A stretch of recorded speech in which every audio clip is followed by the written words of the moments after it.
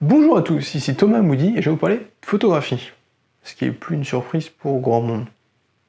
Alors aujourd'hui j'avais envie qu'on se pose une petite question, un truc un petit peu fun, qui est quelles sont les limites de la photographie? Alors je sais qu'il y a des petits malins en commentaire qui vont mettre les bords du cadre, donc voilà, je fais la blague nulle moi-même comme ça, je coupe l'herbe sous le pied. Quelles sont les limites de la photographie? C'est plus à partir de quand une photographie n'en est plus une en fait. C'est plus ça, c'est plus dans ce sens-là, pas les bords de l'image bien évidemment. En fait dans cette vidéo je vais pas vous dire ça c'est de la photo, ça n'en est pas. C'est pas trop l'idée. Dans 95% de la pratique photographique on se pose pas la question. C'est pris avec un appareil photo, c'est une photo. Voilà, c'est assez linéaire entre les deux. D'ailleurs je dis jamais dans mon contenu qu'un tel truc n'est pas de la photo, ou voilà, il y a des choses qui me semblent intéressantes, d'autres qui me semblent pas, mais il n'y a pas ce côté ça c'est de la photo, machin, c'est élitiste, tout ça, et l'autre ça en est pas. Il y a juste des choses qui me semblent plus ou moins intéressantes, mais c'est pas vraiment dans ce sens-là qu'on va poser la question, il s'agit pas de faire des catégories sur des trucs, sur des pratiques ici, à part la macro. En fait l'idée dans cette vidéo c'est plus de voir des pratiques qui sont à la limite de la photographie, qui l'utilisent de façon très spéciale, et de voir ce que ça questionne sur les pratiques et sur les usages qu'on peut en avoir. Du coup, vous allez voir, on va en voir quelques-uns et ça va être plutôt fun. Alors la première photographe dont je voulais vous parler, c'est Hannah Atkins. On va voir un peu son travail, mais juste avant de commencer, ce qui est intéressant dans son œuvre, c'est qu'elle n'utilise pas d'appareil photo. Et ce que je vous ai dit tout à l'heure, c'est que quand il y a un appareil photo, on se pose pas trop la question.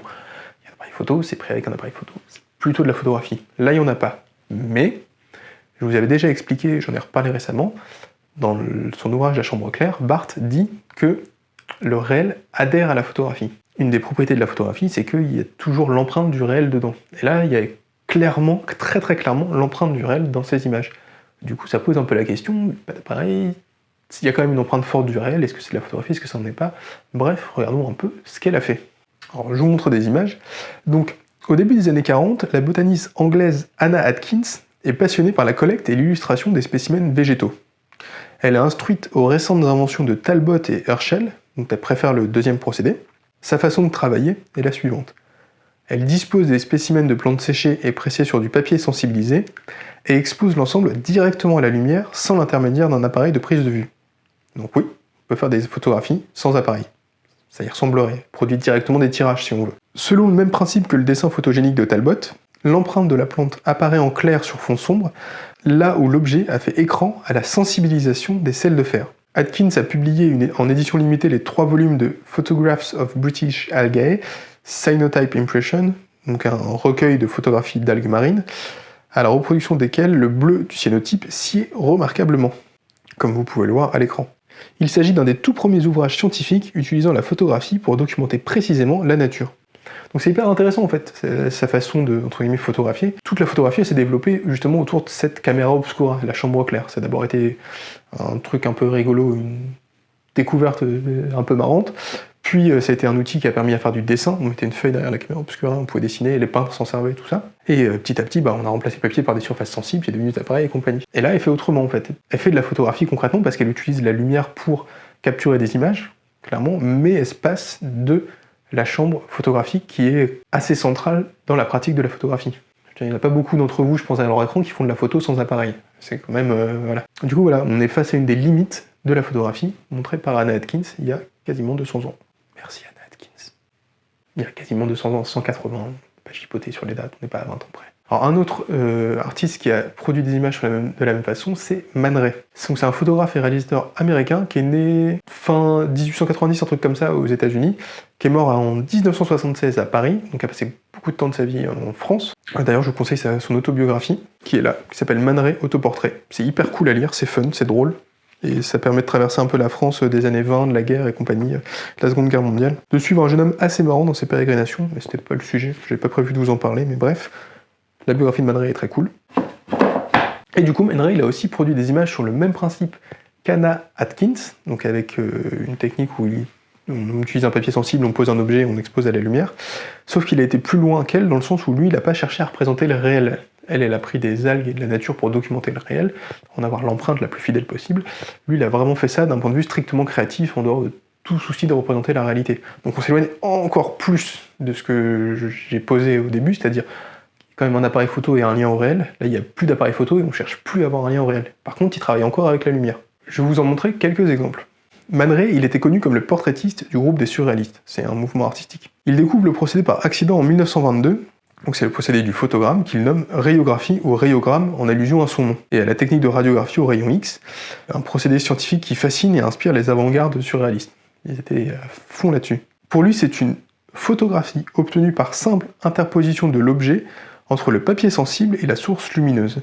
Saisie au moment d'un détachement visuel, pendant des périodes de contact émotionnel, ces images sont des oxydations de résidus fixés par la lumière et la chimie des organismes vivants. Ces impressions directes de forme d'objets constituent pour Man Ray une équivalente photo de l'écriture automatique chère à Breton et aux surréalistes. Donc ça aussi, je trouve ça hyper intéressant dans le sens où ça montre encore une fois, voilà, on est vraiment sur les bords du bord de la photographie, est-ce que ça en a encore ou pas, et on n'a pas fini d'en voir qui vont un peu chambouler les limites. Alors l'autre photographe dont je voulais vous parler, c'est Hiroshi Sugimoto. J'ai déjà dû vous en parler, je pense. Ça ne m'étonnerait pas, peut-être. Je fais beaucoup de vidéos maintenant, je me souviens plus de tout. Désolé. C'est un photographe que j'aime beaucoup, notamment pour son esthétique très très soignée, et ses noirs et blancs qui sont vraiment magnifiques. J'aime beaucoup son travail. En fait, si je vous en parle de Sugimoto dans cette vidéo, c'est pour son projet sur les Seascapes, qui est là. Donc les Seascapes, c'est quoi? C'est un ouvrage qui a été produit par Xavier Barral.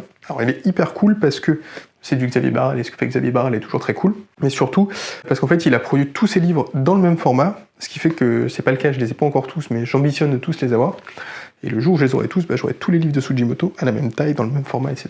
Je trouve ça génial, c'est très japonais comme principe. Du coup, les Seascapes c'est quoi? C'est un livre de pose longue de la mer, alors prise à la chambre de mémoire, la chambre grand format, si ma mémoire est bonne. Donc de partout dans le monde, toujours avec l'horizon au milieu. Alors oui, la règle des tiers, ils s'en tamponnent complètement. Hein. Et c'est des images, donc du coup, qui sont faites que de nuances de gris, comme ça. Donc c'est pris sur du temps très long, souvent. Alors il y en a qui sont assez figés, il y en a d'autres qui sont vraiment, vraiment très grises, très brumeuses. On voit vraiment que du gris. Le travail de Sugimoto, il nous questionne dans notre rapport au temps. C'est-à-dire, par exemple, l'immensité de l'espace, c'est pas compliqué à appréhender d'un point de vue humain. C'est-à-dire, je sais pas, vous couchez l'été dans une plaine où vous êtes loin de la ville, etc., vous regardez les ciels étoilés et vous voyez des étoiles qui sont à des milliers d'années-lumière et millions, milliards d'années-lumière et compagnie.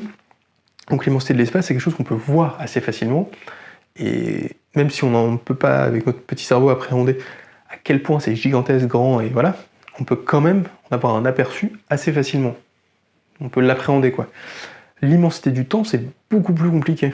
La plupart du temps, on perçoit justement le temps à travers des objets, des montres, des horloges et compagnie, et à travers du vocabulaire, dans 10 ans, dans 10 heures, machin, etc.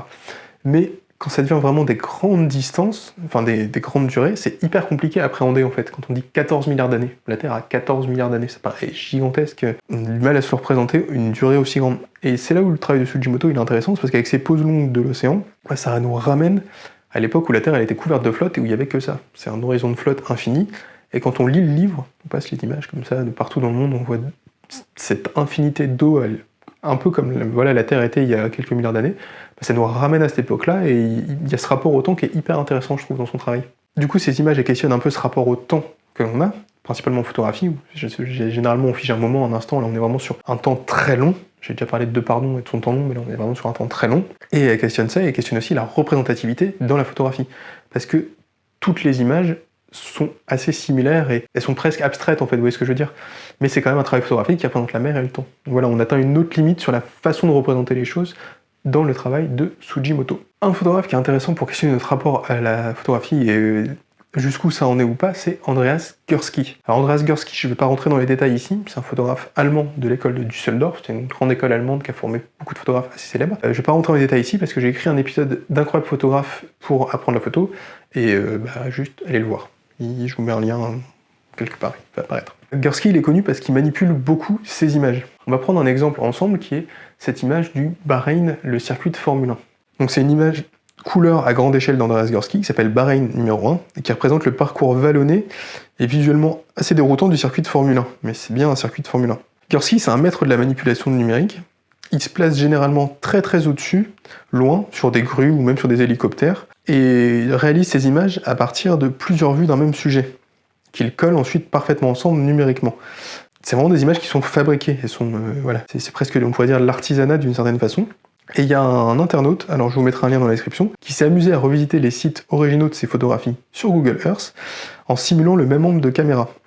Et il a pris des différentes captures pour montrer la différence entre guillemets, la réalité, la chose telle qu'elle était, et les images de Gursky. Donc je vous mets un lien dans la description vers ce photographe-là, mais vous voyez là, à l'écran, la différence entre ces deux images. On est encore dans le paradoxe de Lev Dogurski, c'est-à-dire il refait des représentations qui sont fidèles au sentiment qu'on a des choses, mais qui ne sont pas forcément comme sont les choses. C'était le même cas pour Rhin 2, par exemple. Son image très célèbre que vous voyez à l'écran.